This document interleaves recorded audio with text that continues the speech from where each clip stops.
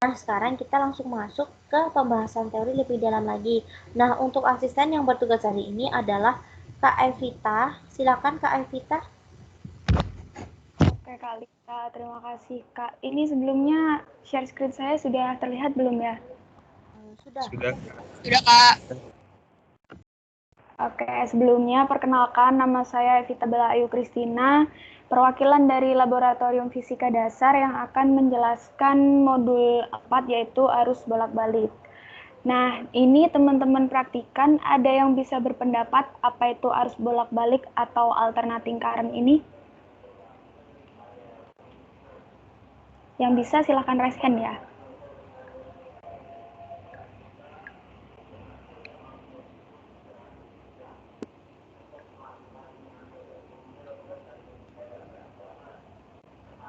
Teman-teman yang tahu boleh raise hand.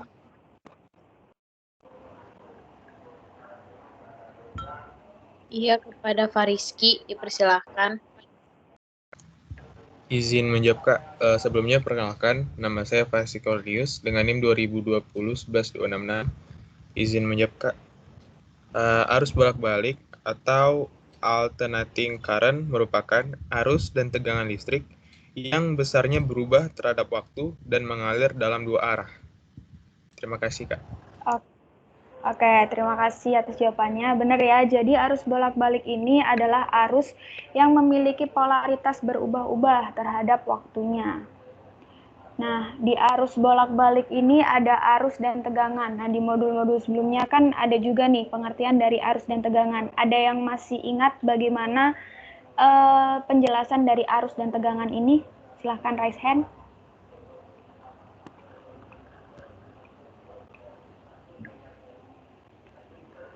Kepada Ilham Jaya Pratama dipersilahkan.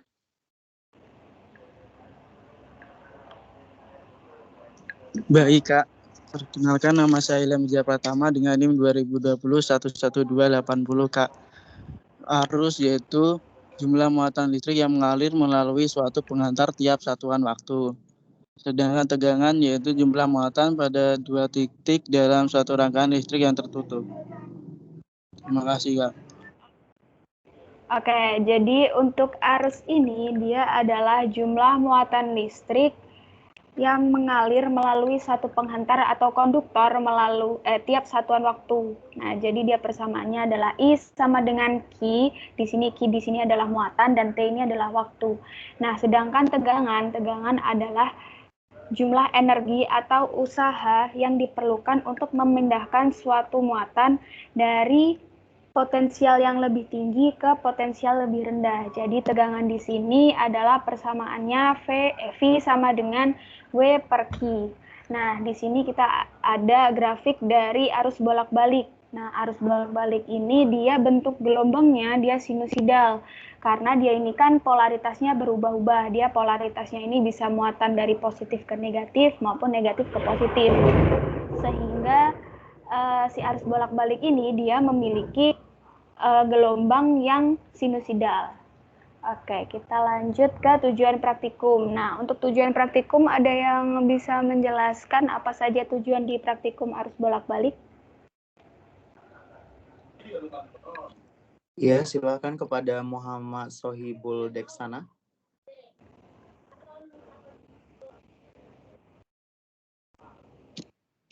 Izin jawab Kak. Perkenalkan, nama saya Muhammad Syibul Laksena dengan NIM 2020-11264. Untuk tujuan pada modul 4 ini terdiri dari 3, yaitu menentukan besaran-besaran dalam arus bolak-balik. Yang kedua, mengukur besaran dalam arus bolak-balik. Dan yang ketiga, melakukan percobaan resonansi dalam arus bolak-balik. Oke, terima kasih ya, benar banget. Jadi yang pertama tujuannya adalah menentukan besaran-besaran dari arus bolak-balik.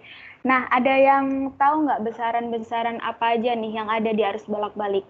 Yang bisa raise hand dong. Oke, silakan yang bisa raise hand.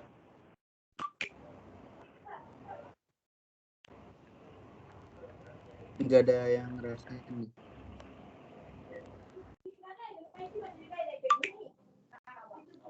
Nggak ada yang raise hand, Kak. Oke, jadi di besaran-besaran di arus bolak-balik ini ada tegangan, ada kuat arus listrik, ada hambatan, ada XL, XC, Z, dan F. Nah, untuk besaran-besaran ini akan lebih jelas nanti di teori. Nah, kemudian yang kedua di sini ada mengukur besaran dalam arus bolak-balik. Nah, di sini kita menggunakan multimeter digital, di mana multimeter digital di sini untuk mengukur tegangan dan arus.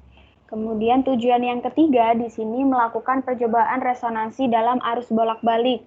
Nah, nanti di data pengamatan dan di percobaan ini kita melakukan kita mengamati di mana terjadinya resonansi listrik ini, di mana resonansi listrik ini memiliki syarat yaitu XL sama dengan XC. Nah, lanjut ke alat dan perlengkapan. Nah, di sini ada 8 alat dan perlengkapan. Saya minta 2 orang untuk menyebutkan fungsi-fungsi dari alat dan perlengkapan ini, 1 sampai 4 dan 5 sampai 8. 2 orang ya. Oke, yang pertama alat 1 sampai 4 itu silakan kepada Antonius Januario. Terima kasih Bang Kak untuk waktunya menjawab. Izin memperkenalkan diri, nama Antonius Januario dengan NIM 2020-11-238. Untuk yang pertama itu ada generator frekuensi audio yang berfungsi sebagai menghasilkan frekuensi pada rangkaian ini. Yang kedua ada multimeter digital yang berfungsi untuk mengukur nilai arus dan tegangan pada rangkaian ini. Yang ketiga ada kotak hambatan yang berfungsi sebagai penghambat arus. Yang keempat ada papan perangkat 216 lubang yang berfungsi untuk tempat merangkainya komponen. Terima kasih, Kak. Oke, baik, terima kasih. Kemudian 5 sampai 8 itu silahkan kepada Naufal Lutfi Robani. Baik Bang, terima kasih atas kesempatannya. Nomor 5 itu ada kapasitor. Kapasitor berfungsi untuk komponen untuk menyimpan energi dalam bentuk muatan listrik. Terus lalu selanjutnya ada kumparan 1000 lilitan yang berfungsi untuk menghambat arus dan untuk membuat medan magnet. Yang ketujuh ada saklar untuk menghubungkan dan memutuskan arus listrik. Dan yang terakhir itu ada kabel penghubung yang berfungsi untuk menghubung setiap komponen. Terima kasih. Oke, terima kasih atas jawabannya. Jadi di sini alat dan perlengkapan yang pertama ada generator frekuensi audio. Nah, generator frekuensi audio di sini berfungsi untuk mengatur frekuensi yang dihubungkan ke rangkaian. Jadi nanti generator frekuensi ini berfungsi akan kita variasikan frekuensinya. Nanti di data pengamatan itu ada variasi dari frekuensi yang diatur di generator frekuensi audio ini. Nah, kemudian yang kedua ada multimeter digital. Nah, multimeter digital di sini berfungsi untuk mengukur arus dan tegangan di rangkaian listriknya. Nah, kemudian yang ketiga di sini ada kotak hambatan. Nah, kotak hambatan di sini sebagai resistornya. Nah, di kotak hambatan ini berfungsi untuk menghambat arus listrik. Kemudian yang keempat ada papan perangkat 216 lubang. Dia ini berfungsi untuk media merangkai komponen-komponennya nanti. Nah, yang kelima ada kapasitor. Nah, kalau di arus AC, kita kan arus AC nih. Nah, kalau kapasitor ini di arus AC ini berfungsi sebagai hambatan. Jadi kapasitor di rangkaian AC ini berfungsi sebagai menghambat arus listrik. Nah, kemudian di sini ada kumparan atau di sini dia sebagai induktornya.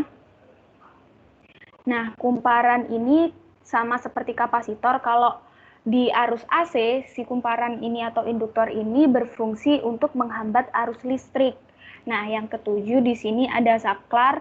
Saklar ini berfungsi untuk memutus ataupun menghubungkan arus listrik ke rangkaian. Nah, yang kedelapan ada kabel penghubung berfungsi untuk menghubungkan antar komponen ke rangkaiannya. Nah, lanjut ke ke RLC. Jadi di arus bolak-balik ini kita menggunakan rangkaian RLC.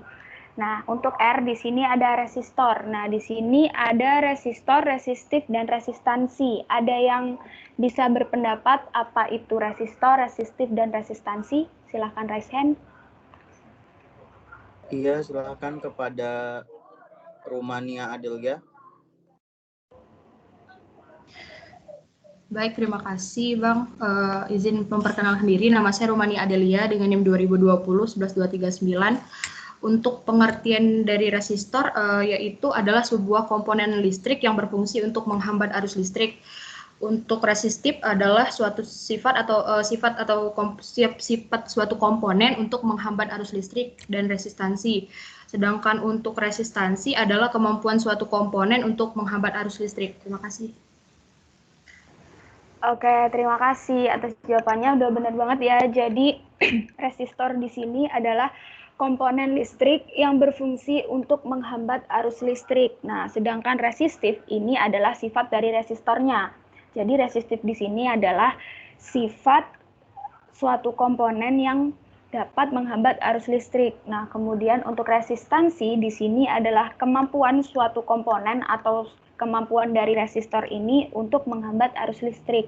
Nah, untuk resistor ini persamaannya adalah R dengan satuan ohm sama dengan rho. Rho di sini adalah hambatan jenisnya dengan satuan ohm dikali M. Kemudian di sini ada L atau panjang dari kawatnya, yaitu dengan satuan meter. Dan di sini ada luas penampangnya dengan satuan meter kuadrat. Nah, kemudian untuk L ini adalah lambang dari induktor. Nah, di sini ada induktor, induktif, dan induktansi. Ada yang bisa berpendapat apa itu induktor, induktif, dan induktansi? Iya, silakan kepada Maulana Fadlan Sidik. Baik Bang dan Kak, sebelumnya izin memperkenalkan diri. Nama saya Maulana Fadlan Sidik dengan NIM 2020-11261. Induktor adalah sebuah komponen elektronika pasif yang dapat menyimpan energi pada medan magnet yang ditimbulkan oleh arus listrik yang melintasinya. Kemudian induktif adalah suatu beban listrik yang bersifat induksi, sehingga prinsip kerjanya seperti pada magnet. Yang ketiga, induktansi. Induktansi adalah sifat dari rangkaian elektronika yang menyebabkan timbulnya potensial listrik secara proporsional terhadap arus yang mengalir pada rangkaian tersebut. Oke, terima kasih. Jadi yang disebutkan temannya tadi adalah fungsi induktor ketika dialiri arus DC. Jadi ketika induktor ini dialiri arus DC, induktor ini adalah komponen listrik yang berfungsi untuk menyimpan energi dalam bentuk medan magnet. Nah, untuk induktifnya dia ini adalah sifat dari induktor untuk dapat menyimpan energi dalam bentuk medan magnet. Untuk induktansinya dia ini adalah kemampuan induktor untuk menyimpan energi dalam bentuk medan magnet. Nah, itu jika si induktor ini dialiri arus DC. Tapi ketika dia dialiri arus AC, kita di sini kan menggunakan arus AC. Nah, ketika dia dialiri arus AC, si induktor ini berfungsi sebagai hambatan. Nah, jadi disitulah disebut dengan reaktansi induktif, di mana reaktansi induktif ini adalah hambatan pada induktor yang dialiri arus bolak-balik. Nah, untuk persamaannya itu ada XL. XL di sini adalah reaktansi induktif dengan satuannya ohm sama dengan 2πfL, di mana F di sini adalah frekuensi dengan satuannya hertz, dan di sini ada L di sini adalah induktansinya dengan satuannya Henry.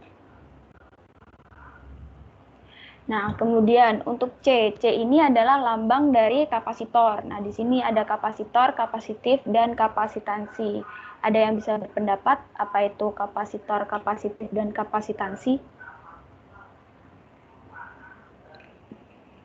Iya, baik. Silahkan kepada Muhammad. Iya Bang, terima kasih. Izin memperkenalkan diri, nama Muhammad Fikri Sodikin dengan NIM 2020-11235. Kapasitor adalah komponen komponen listrik yang digunakan untuk menyimpan muatan listrik. Kapasitif adalah besaran hambatan yang pada kapasitor saat dilewati oleh arus bolak-balik dan memiliki kemampuan untuk menyerap dan menyimpan energi listrik dalam waktu sesaat. Dan yang terakhir adalah kapasitansi adalah kemampuan suatu benda atau sistem benda untuk menyimpan suatu muatan listrik. Terima kasih, Bang. Oke, terima kasih atas jawabannya. Jadi yang disebutin sama temannya itu ketika si kapasitor itu dialiri arus DC. Nah, ketika kapasitor dialiri arus DC, kapasitor ini berfungsi untuk menyimpan energi dalam bentuk muatan. Tapi ketika dia dialiri arus AC, kapasitor ini berfungsi sebagai hambatan. Jadi kapasitif di sini adalah sifat dari kapasitor untuk menghambat arus listrik. Nah, untuk kapasitansinya yaitu kemampuan kapasitor untuk menghambat arus listrik. Nah, karena si kapasitor ini dialiri arus AC, dia berfungsi sebagai hambatan, maka disebut dengan reaktansi kapasitif atau lambangnya itu Xc. Nah, Xc ini satuannya adalah ohm. Nah, untuk persamaannya yaitu Xc sama dengan 1/2 PFC, di mana F di sini adalah frekuensi dengan satuannya Hertz, dan C di sini adalah kapasitansinya dengan satuan farad. Nah, itu untuk rangkaian RLC-nya. Nah, sekarang kita lanjut ke impedansi. Ada yang bisa berpendapat apa itu impedansi? Ya, silakan kepada Nadila Tuharea.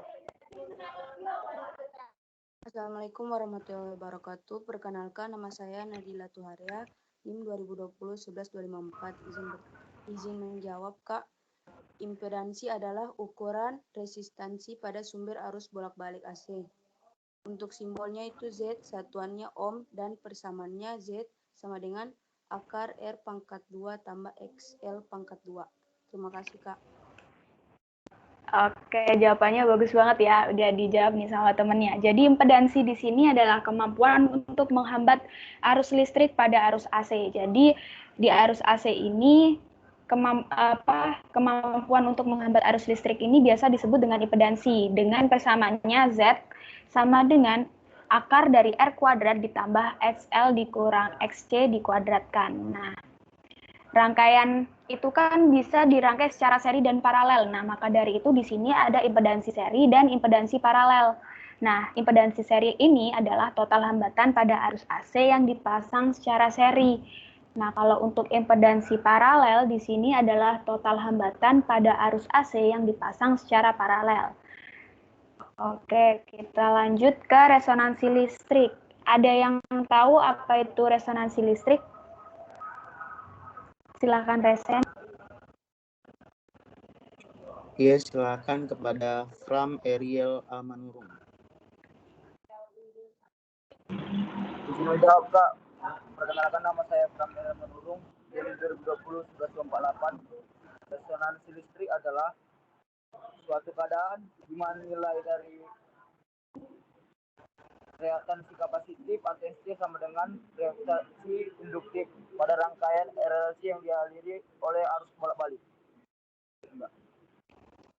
Oke, terima kasih atas jawabannya. Itu jawabannya merupakan syarat dari resonansi listrik. Nah, untuk resonansi listrik ini pengertiannya adalah peristiwa frekuensi ilmiah bertemu dengan frekuensi omega. Di mana? Nah, di mana ini adalah syaratnya, di mana adalah R sama dengan Z atau hambatannya sama dengan impedansinya, kemudian XL sama dengan XC atau reaktansi induktifnya ini sama dengan reaktansi kapasitifnya. Kemudian di sini ada VL sama dengan VC atau di sini tegangan induktifnya sama dengan tegangan kapasitif. Nah, jadi syarat resonansi listrik itu, nah, ini ada resonansi seri dan resonansi paralel, di mana dia kalau di resonansi seri, RLC-nya ini dirangkai secara seri, dan di resonansi paralel ini RLC-nya dirangkai secara paralel. Nah, di sini ada arus dan tegangan nih di rangkaian seri dan paralel. Ada yang tahu nggak gimana arus dan tegangan di resonansi seri dan arus dan tegangan di resonansi paralel? Yang tahu boleh raise hand.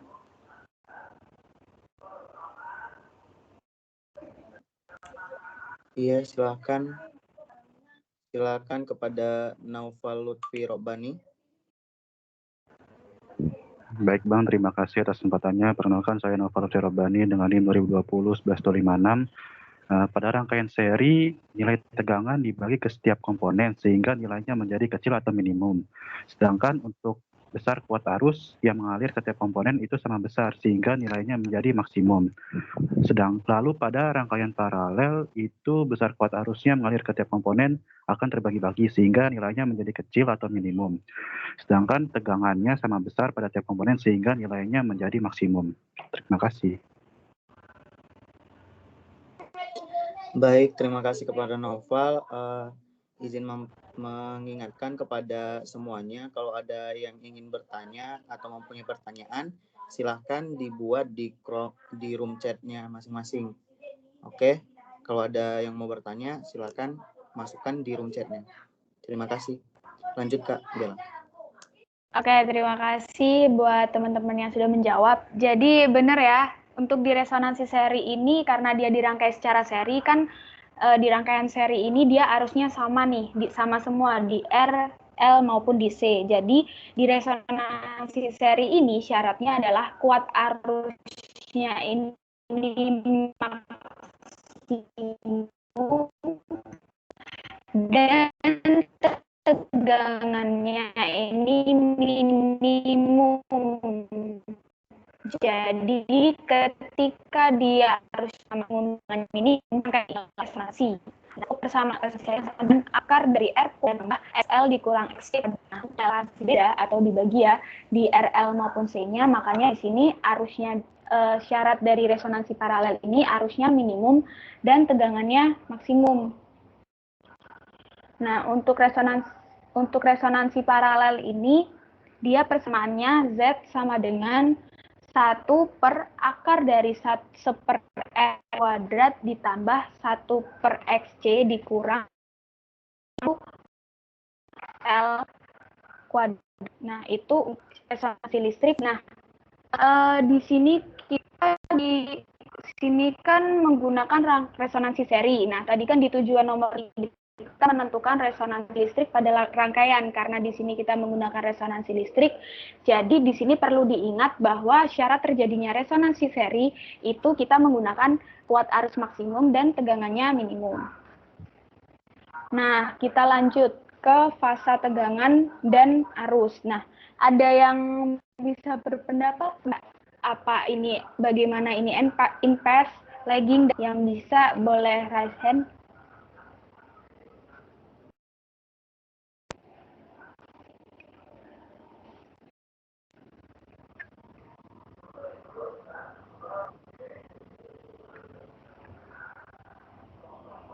Halo, yang bisa boleh raise hand atau belum ada nih? Belum ada yang raise hand, Kak.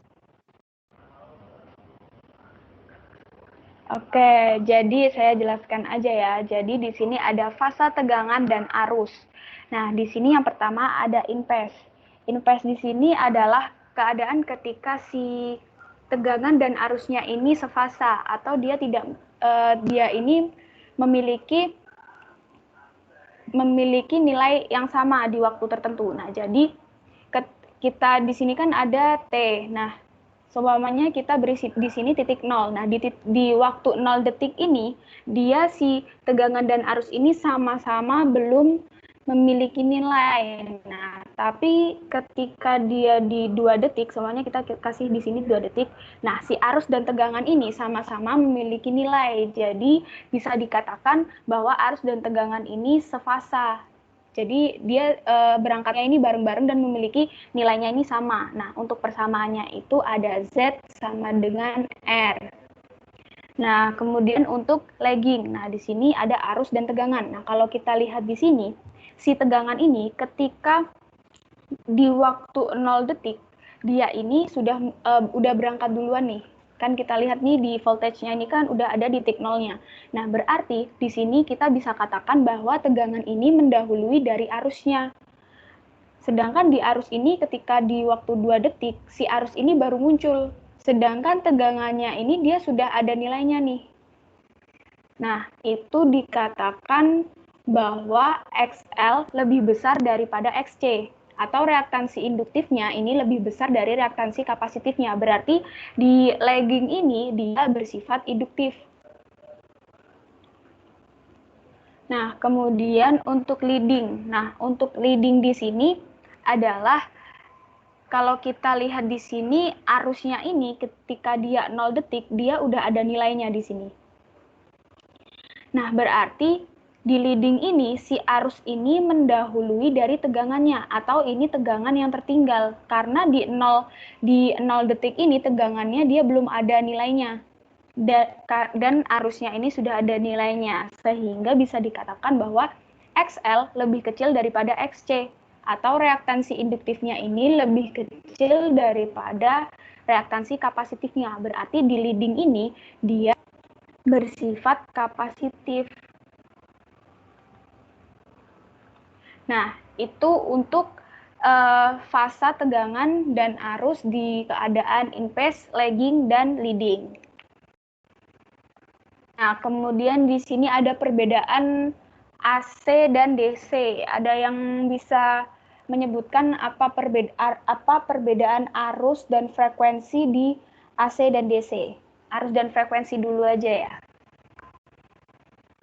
Satu orang Iya, dong. silahkan ke Asami Anggraini.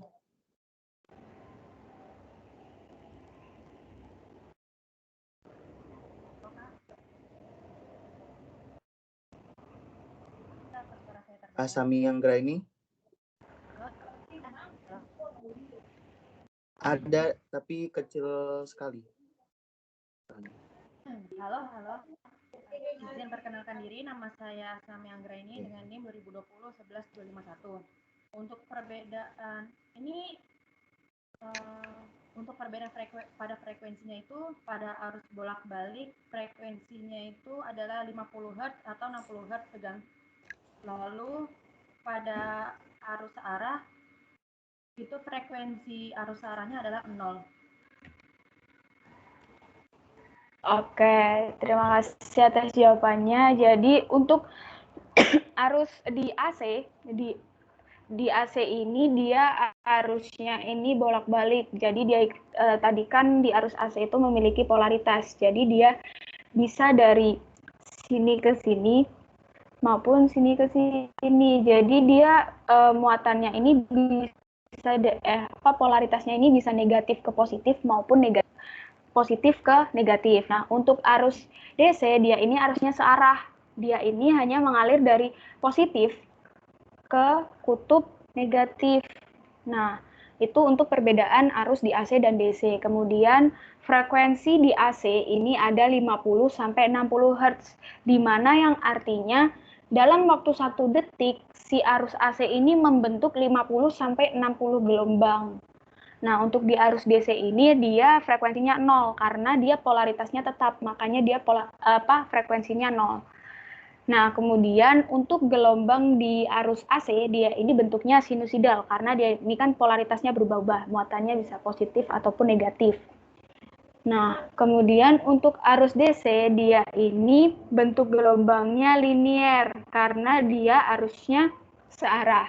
Nah, di sini ada sumber dan faktor daya AC dan DC. Ada yang bisa menyebutkan? Boleh raise hand.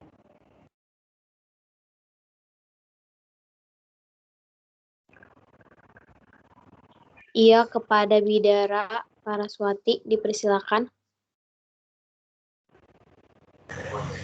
Ya, terima kasih Kak untuk kesempatannya. Nama saya Bidara Paraswati Putri dengan NIM 2020-11245. Sumber dari arus AC yaitu generator dan sumber arus DC yaitu baterai.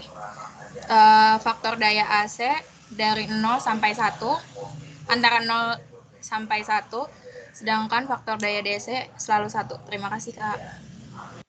Oke, terima kasih. Nah, jadi sumber arus dari AC di sini ada generator. Nah, sumber arus AC ini selain generator bisa juga dari langsung dari PLN-nya.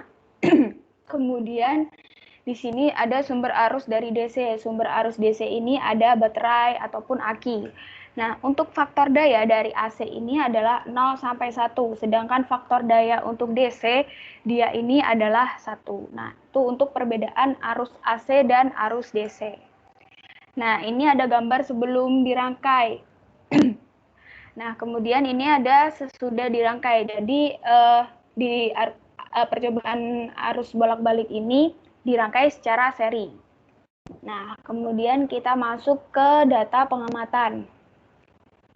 Nah, di data pengamatan ini kan ada frekuensi. Nah, tadi fungsi dari generator frekuensi audio ini untuk memvariasikan. Nah, kita variasikan itu setiap selang 50. Jadi di sini ada 150, 100, 150, 200 dan seterusnya. Pokoknya selangnya itu ada 50 Hz. Nah, tadi kan saya sudah menjelaskan bahwa kita ini menggunakan rangkaian seri. Nah, di sini kita bisa lihat dari data pengamatan ini kita bisa tahu di frekuensi berapa rangkaian ini mengalami resonansi listrik, di mana kalau resonansi listrik pada rangkaian seri ini kan V-nya minimum dan sedangkan I-nya ini maksimum. Nah, dari data pengamatan ini ada yang bisa berpendapat nggak dia ini berresonansi di frekuensi keberapa?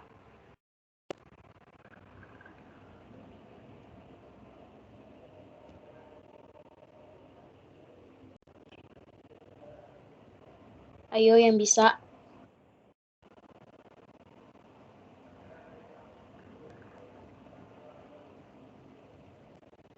Iya, kepada Rumania Adelia, dipersilakan. Terima kasih Kak izin menjawab. Kan pada rangkaian seri itu terjadi resonansi seri itu di mana nilai arusnya itu maksimum dan tegangannya itu kan minimum. Jika dilihat dari data pengamatan, menurut saya pada ketika kuat arusnya itu 0,9 dan tegangannya itu 4,18 Kak. Terima kasih. Oke, terima kasih. Jawabannya tepat banget ya. Berarti kalau di sini kita lihat tegangan minimum itu ada di 4,18. Nah, sedangkan untuk arusnya ini dia maksimumnya itu ada 0,9. Nah, berarti dia beresonansi di frekuensi 550. Nah, jadi di frekuensi 550 ini rangkaian tersebut mengalami resonansi listrik. Nah, di sini ada tabel Z atau impedansi. Nah, kita tahu kalau saat resonansi ini kan tadi syaratnya itu Z sama dengan R. Nah, kita di sini menggunakan hukum Ohm. Hukum Ohm itu kan R sama dengan V per I. Nah, jadi untuk mengisi data pengamatan yang Z ini atau impedansi ini, kita menggunakan persamaan V per I. Nah, jadi ini nanti kalian nggak usah, perhitungannya nggak usah dicantumkan di tugas akhir, kalian langsung tuliskan saja berapa nilai dari impedansinya menggunakan persamaan V per I ini. Nah, untuk data pengamatan seperti itu. Lanjut ke tugas akhir. Nah, untuk tugas akhir yang pertama, buatlah grafik tegangan terhadap frekuensi dan terhadap frekuensi. Nah, jadi di nomor 1 ini, untuk sumbu Y-nya, untuk grafik yang pertama ya, untuk grafik yang pertama ini grafik hubungan antara tegangan dengan frekuensi. Yang berarti di sumbu Y-nya ini adalah tegangannya dan di sumbu X ini adalah frekuensinya. Nah, untuk grafik yang nomor 2, ini adalah grafik hubungan antara arus terhadap frekuensi. Sumbu Y-nya ini kuat arusnya, dan sumbu X-nya ini adalah frekuensinya. Nah, untuk membuat grafik ini kalian bisa buat di Excel, nanti kalian print terus kalian tempelkan di lembar kerjanya. Nah, kemudian untuk nomor 2, berapakah nilai frekuensi resonansi? Nah, tadi kan temannya sudah menyebutkan berapa nilai frekuensi resonansinya. Nanti kalian bisa tuliskan di sini berapa nilai frekuensinya saat terjadi resonansi. Nah, yang nomor 3 di sini bagaimana nilai tegangan dan arus pada saat keadaan rangkaian resonansi. Nah, tadi sudah dijelaskan juga bagaimana tegangan dan arus pada saat keadaan rangkaian resonansi. Dan perlu diingat di sini kita menggunakan rangkaian seri. Yang keempat, di sini ada jelaskan grafik pada nomor 1. Nah, di nomor 4 ini kalian jelasin nih gimana hubungan antara tegangan terhadap frekuensi dan arus terhadap frekuensinya. Nanti kalian jelaskan di nomor 4. Nah, untuk tugas akhir ini cuma ada 4 nomor. Nah, untuk tugas akhirnya apakah ada pertanyaan?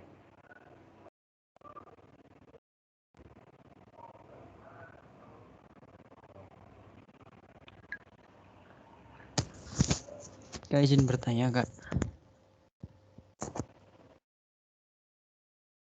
Iya, silakan. Silakan, nama saya Maulana Fadlan Sidik dengan NIM 2020-11261. Untuk total grafik yang dibuat itu ada berapa ya, Kak? Terima kasih, Kak. Jadi grafik yang dibuat itu ada 2 di nomor 1 ya. Grafik hubungan antara tegangan terhadap frekuensi dan grafik hubungan antara arus terhadap frekuensi. Jadi ada 2. Gimana? Bisa memahami? Baik, Kak. Terima kasih.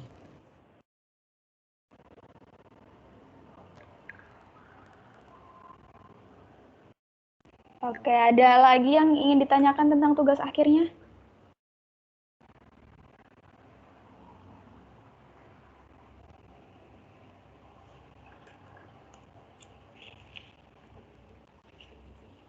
Oke, saya rasa nggak ada ya. Oke, ada yang bisa memberikan kesimpulan? Saya minta 2 orang dong buat memberikan kesimpulan di praktik arus bolak-balik ini. Iya, silahkan. Siapa yang mau memberikan kesimpulan?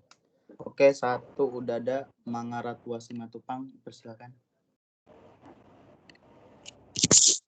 Ya, perkenalkan Bang, nama saya Mangaratua Simatupang dengan NIM 2020-11250. Kesimpulan yang saya dapat pada praktikum kali ini, saya belajar untuk dapat mengetahui percobaan resonansi pada arus bolak-balik, serta dapat menentukan serta menghitung dan mengukur besaran-besaran dalam arus bolak-balik. Mungkin hanya itu yang saya dapat, Bang. Sekian. Oke. Satu lagi nih. Satu lagi kan, Kak Bella? Iya, satu lagi. Ya, ayo siapa? Satu lagi bisa raise hand. Pak Rizky Cornelius. Izin Bang, Kak. Sebelumnya perkenalkan, nama saya Farsi Cornelius dengan NIM 2020-11266. Izin menjawab, Bang. Kesimpulan yang saya dapat dari praktikum arus bolak-balik ini, kita dapat menentukan besaran-besaran dalam arus bolak-balik dengan yang diketahui besaran yang didapat itu adalah besaran dari V, I, R, lalu ada juga besaran XL, XC, Z, dan V, dan F atau frekuensi. Mungkin itu dulu, Kak. Terima kasih. Oke, terima kasih. Jadi kesimpulan dari praktikum ini kita memiliki percobaan resonansi. Jadi resonansi ini di resonansi rangkaian seri kita memiliki tegangan minimum dan arus yang maksimum. Kemudian untuk menentukan besaran-besaran dalam arus bolak-balik ada reaktansi induktif, reaktansi kapasitif, tegangan, arus, dan hambatan. Nah, sekarang ke sesi tanya jawab. Oke, mungkin bisa dibantu untuk moderatornya membacakan dari pertanyaannya. Iya, oke Kak, makasih. Ini pertama dari yang mana dulu nih Kak? Ini ada dari Cut Ifatul Umnia. Izin bertanya Kak, jika pada induktor atau hambatan bisa terjadi karena adanya GGL yang disebabkan arus bolak-balik. Jika pada kapasitor pada kapasitor, apa ya Kak yang membuat kapasitor bisa memiliki sifat menghambat pada arus AC? Nah, oke. Jadi saya jawab pertanyaan dari Cut Ifatul. Nah, jadi ini saya gambarkan dulu kalau dia ini di arus AC. Ini, bentar. Nah, ini adalah anggap saja ini kapasitor ya. Jadi ketika ada arus yang masuk, ketika dialiri arus AC ya, ketika dialiri arus AC ini, kapasitor ini dia kan sifatnya menyimpan muatan listrik. Jadi dia di sini akan menyimpan muatan listrik positif dan negatif. Nah, ketika si kapasitor ini sudah full, maka dia ini akan memutuskan arus, atau dia ini udah tidak bisa nih arusnya lewat ke sini. Jadi arusnya ini 0. Nah, tapi ketika dia di keadaan dialiri arus DC, dia ada kondisi seperti ini. Bentar.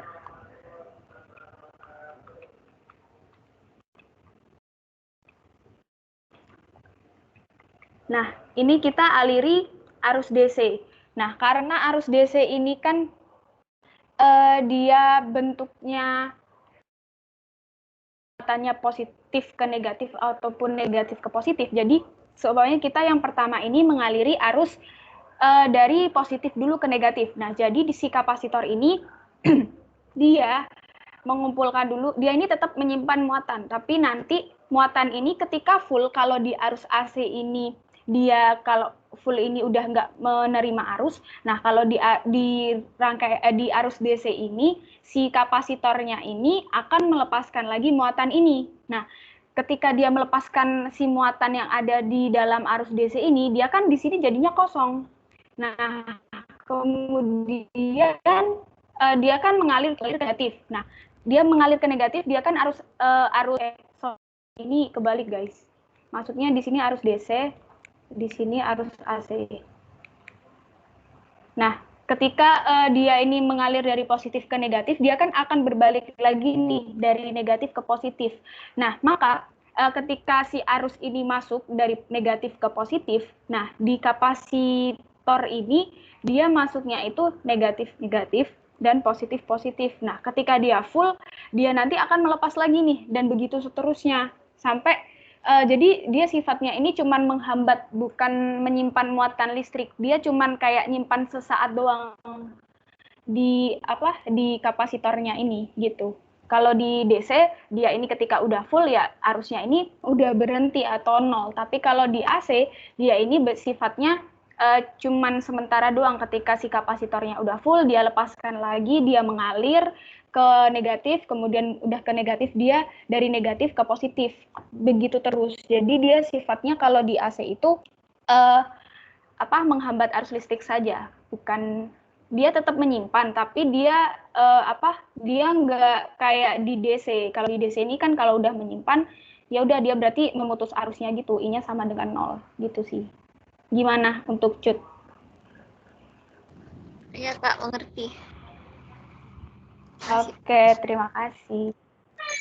Saya tambahin dikit ya untuk yang kapasitor ini. Iya Pak, silakan.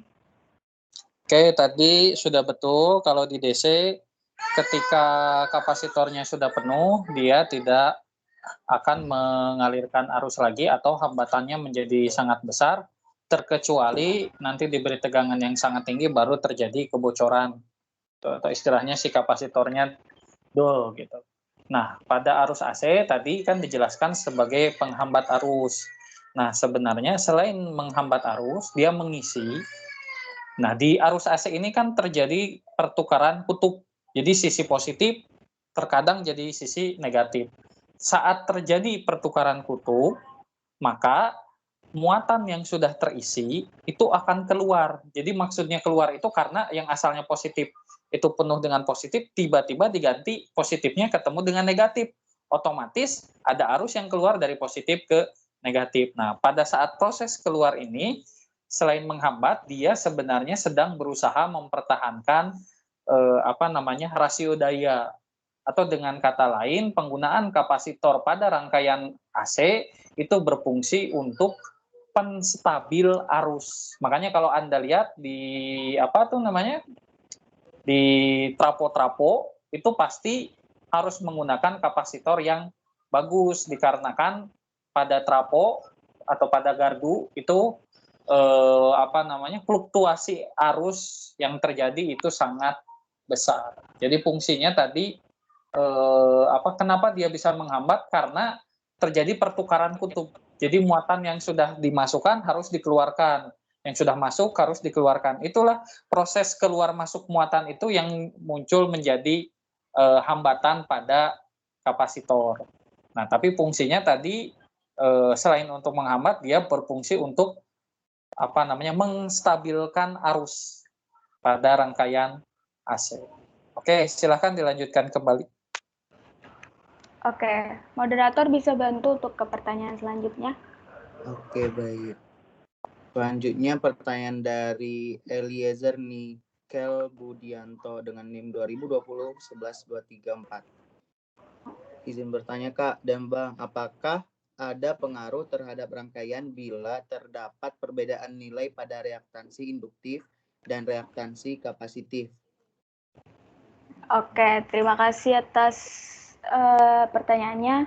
Berarti kita balik ke kita balik ke fasa tegangan dan arus. Tadi pertanyaannya berarti apa pengaruh dari rangkaian kalau seumpamanya dia reaktansi induktif dan reaktansi kapasitifnya ini tidak sama kan? Iya, betul begitu?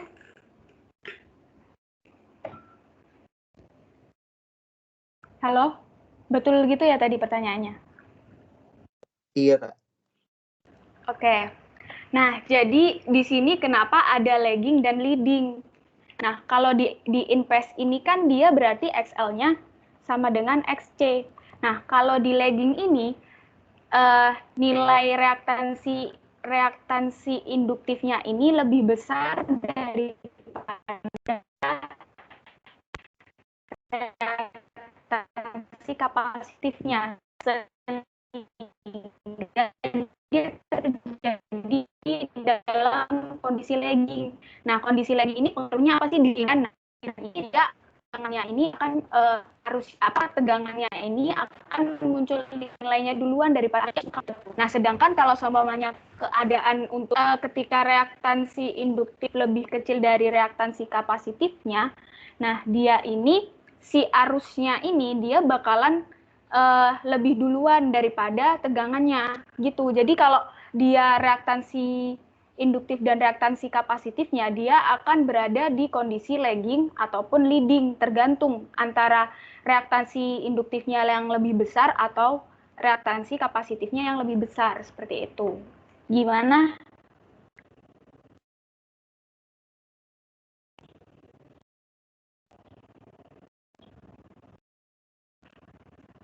Bagaimana, sudah bisa dipahami atau belum?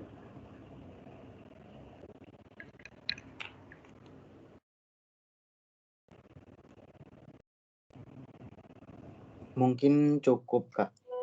Dilanjut aja. Sudah, Kak. Terima kasih.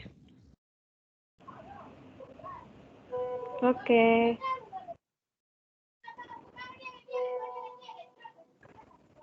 Oke, selanjutnya itu banyak banget nih pertanyaannya.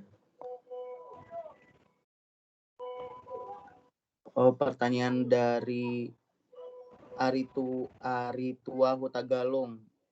Apa perbedaan reaktansi dan impedansi? Terima kasih. Perbedaan reaktansi dan impedansi. Oke, kalau reaktansi ini dia adalah kemampuan atau reaktansi ini adalah kemampuan dari resistor ini untuk menghambat arus listrik. Nah, sedangkan impedansi ini adalah jumlah dari hambatan jumlah kemampuan untuk menghambat arus listrik pada arus AC. Jadi kalau di reaktansi ini cuman di resistor aja. Nah, tapi kalau di impedansi ini pakai semua komponennya. Di sini kan udah ada persamaannya nih. Kalau impedansi ada di sini ada Untuk R-nya di sini ada reaktansi induktifnya, di sini juga ada reaktansi kapasitifnya. Jadi kalau impedansi ini adalah total hambatan di rangkaian tersebut. Tapi kalau untuk apa tadi ya? Reaktansi itu dia di ini doang, di resistornya doang gitu. Gimana untuk Ari tua? Paham, Kak. Oke, terima kasih. Lanjut, Bang.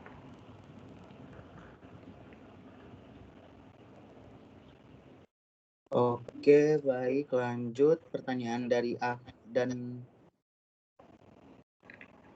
apakah ada kelebihan dari arus bolak-balik AC ini dibandingkan dengan arus DC sehingga lebih banyak digunakan zaman sekarang gitu, Kak. Dan ini pertanyaannya lumayan sama Nadila Tuharea sama ini nih sama Farizki juga. Silakan Kak dijawab. Oke, jadi apa ya kelebihan dari arus bolak-balik? Nah, kalau kita lihat di rumah-rumah kita ini kan menggunakan arus bolak-balik nih. Nah, makanya arus bolak-balik ini memiliki kelebihan. Arus bolak-balik ini bisa mendistribusikan lebih jauh daripada arus DC. Nah, itu untuk kelebihan dari arus AC. Seperti itu. Gimana untuk Ahdan? Baik, Kak. Terima kasih, Kak, jawabannya. Oke. Saya tambahin sedikit ya, Evita Bella. Iya, Pak. Untuk yang arus AC dan DC, ini sekaligus menjawab beberapa pertanyaan saja ya. Yang pertama sebenarnya kalau ditanya apa sih keuntungan AC dibanding DC, yang utama adalah ketika digunakan di rumah Anda tidak perlu tidak perlu concern pada kutub. Jadi ibaratnya Anda menggunakan kipas angin kan colokannya mau Anda bolak-balik juga kipas anginnya tetap bisa digunakan. Jadi bahasa kasarnya AC itu lebih simpel. Karena dia tidak ada kutub positif negatif. Kutub positif negatifnya kan berubah-ubah. Itu yang dulu salah satu alasan utama kenapa AC ini lebih banyak digunakan di rumah. Lalu di bawahnya kan sempat nih ada juga yang bahas dari siapa nih? Dari Cornelius kenapa arus AC dapat transfer jarak yang cukup jauh dan panjang dari arus DC sedang kurang bisa gitu. Oke. Teknologi saat itu memang membuktikan kalau arus AC ini lebih baik dalam hal transmisi jarak jauh. Tapi seiring dengan berjalannya teknologi, sekarang sudah lebih baik. Kita bisa lihat saat ini di dunia sudah mulai digunakan transmisi menggunakan high voltage untuk direct current. Jadi sebenarnya antara AC dan DC itu sudah bisa digunakan untuk transmisi jarak jauh.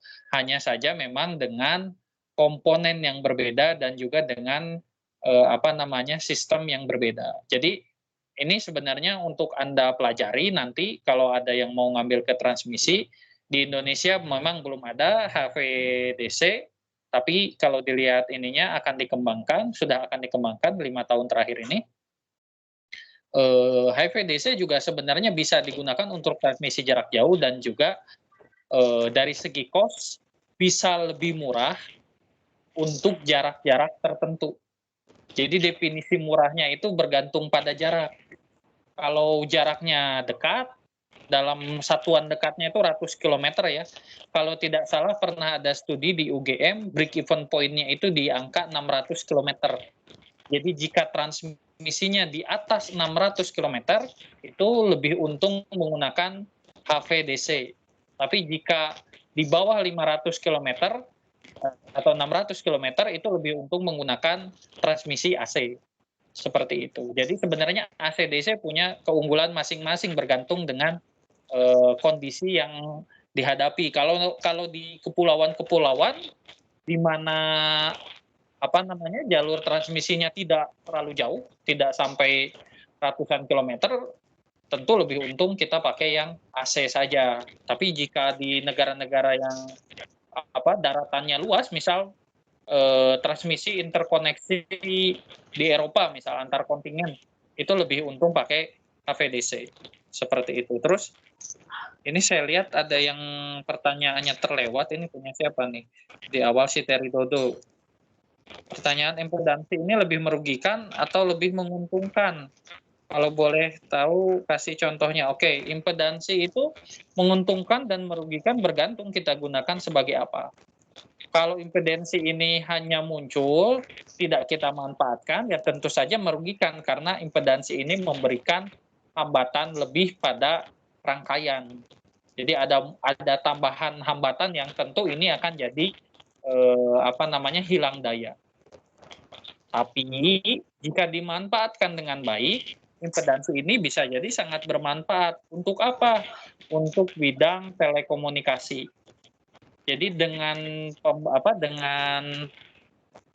impedansi ini kita kan dapat mengatur frekuensi resonansi dari sebuah rangkaian. Nah, ini gunanya untuk synchronize, misal digunakan di yang paling dekat dengan Anda di kunci mobil misal. Alarmnya kan sudah disesuaikan, itu kita atur impedansinya supaya mereka sama-sama mempunyai frekuensi resonansi yang sama, seperti itu. Jadi manfaatnya sebenarnya banyak sekali, terlebih di bidang-bidang telekomunikasi. Oke, silahkan dilanjutkan kalau masih ada. Ada terlanjur deh, satu lagi tambah deh. Yang Muhammad Sandi, kenapa frekuensi arus bolak-balik atau AC di setiap negara itu berbeda-beda? Kenapa bisa berbeda? Jawabannya adalah bergantung pada penyedia layanan listrik di masing-masing negara. Jangankan bicara antar negara berbeda, sebenarnya di negara yang sama kalau pembangkitnya berbeda, ada kemungkinan perbedaan frekuensi. Sebagai contoh di Indonesia kan kita gunakan 50 Hz. Realnya itu tidak betul-betul 50 Hz. Di beberapa pembangkit ada yang 49, sekian Hz. Di beberapa pembangkit ada yang 50 sekian Hz. Walaupun angkanya masih di kisaran 50 Hz. Lalu kalau di Jepang itu sampai ada yang ekstrim. Di Jepang ada pembangkit yang satu 50 Hz, yang satu 60 Hz. Jadi bedanya jauh kan 10 Hz. Nah, itu salah satunya disiasati dengan transmisi jarak jauh menggunakan HVDC. Gitu. Jadi kenapa, misal mungkin ada juga pertanyaan, kenapa di Indonesia kita pakai 220 volt sedangkan di Jepang 110, Amerika 110. Jawabannya ini sebenarnya kembali lagi kepada barang-barang yang beredar di negara tersebut itu dibuat oleh negara mana dulunya. Nah, misal kalau mayoritas Jepang itu kan buatan dalam negerinya sendiri, dia pakai khusus yang 110. Sedangkan kita waktu itu memang lebih cenderung ke barang-barangnya transformator dan sebagainya itu gunakan yang dari Eropa, di mana Eropa waktu itu menggunakan 220. Dari segi keuntungan, yang mana yang lebih baik itu sama baiknya, bergantung menyesuaikan dengan alat yang digunakan. Dari saya sekian, silakan dilanjutkan kembali. Oke, mungkin masih ada pertanyaan atau sudah habis, Pak Rizky? Sudah, Kak. Nggak ada lagi yang nambah. Oke, mungkin sekian penjelasan dari modul arus bolak-balik dari saya. Jika ada yang belum jelas atau ada yang ingin ditanyakan mengenai tugas akhir, silahkan bertanya kepada asisten yang bertugas di kelas ini. Saya akan berikan ke Kak Evita. Baik, Evita Bella, terima kasih atas penjelasannya hari ini. Oke, pertanyaan tadi sudah dijawab semua ya. Terus kita lanjut ke absen tadi. Tadi masih ada beberapa yang belum absen. Yang pertama ada Ray Kausar. Ray Kausar. Oke, nggak ada ya. Selanjutnya ada Fatan.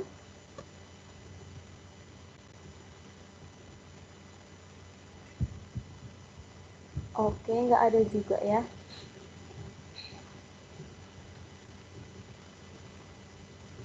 Oke, selanjutnya Immanuel Rivaldi.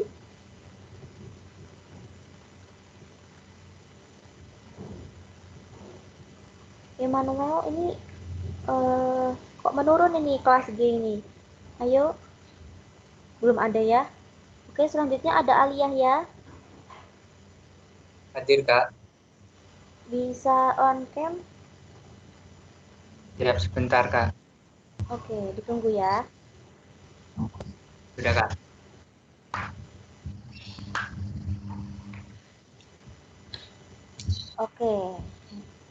Oke, masuk ya untuk Aliyah ya.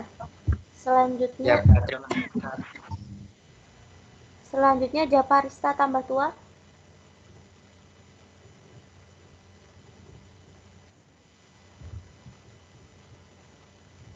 Ada nggak? Bisa on cam? Oke, udah ya.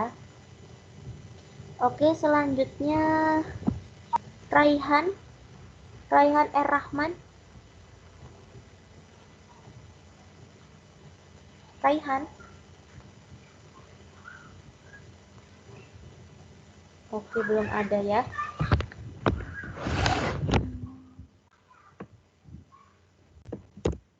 Selanjutnya Siti Nurlita. Hadir, Kak. On cam? Bentar, Kak. Oke. Sudah, Kak. Oke, udah ya. Oke, hadir. Lalu siapa nih? Reza Marwesi. Hadir, Kak. Oke, udah hadir ya. Oke, untuk absennya sudah selesai. Jangan lupa untuk mengerjakan laporan dan juga tugas pendahuluannya untuk modul selanjutnya. Oke, untuk ini ada apa ini sebentar.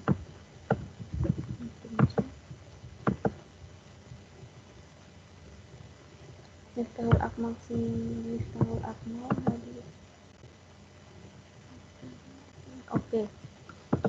Oke, jadi untuk mungkin minggu depan mungkin sudah mulai memasuki bulan Ramadan, jadi mungkin nanti akan ada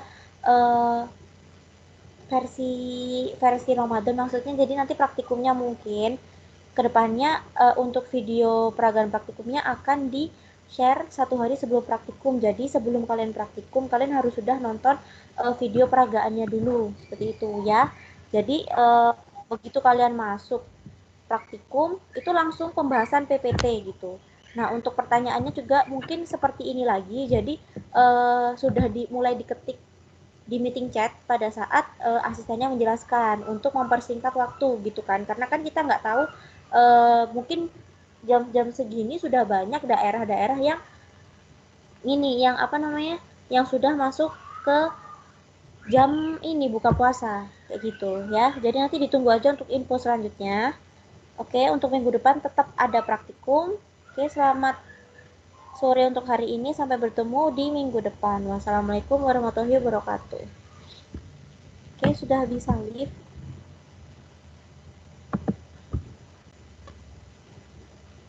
Izin kita. Oke. Terima kasih Kak, izin live. Iya.